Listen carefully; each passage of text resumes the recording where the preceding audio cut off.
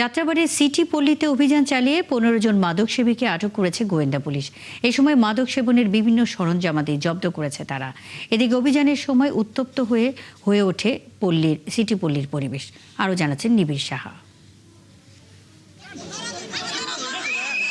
গোয়েন্দা অভিযানের পর উত্তপ্ত পরিবেশ।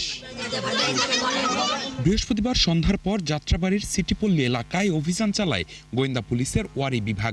তাদের শতাধিক সদস্য অংশ নেয় অভিযানে।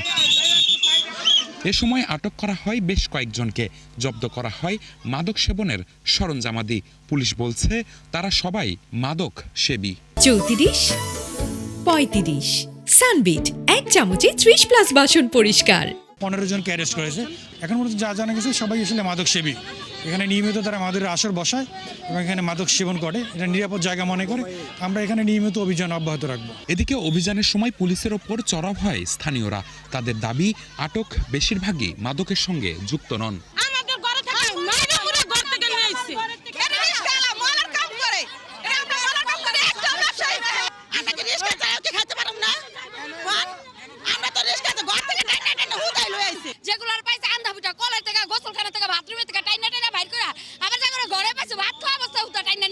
তথ্য বলছে যাত্রাবাড়ি এলাকায় মাদকের অন্যতম হটস্পট এই সিটিপল্লী নামের এলাকাটি।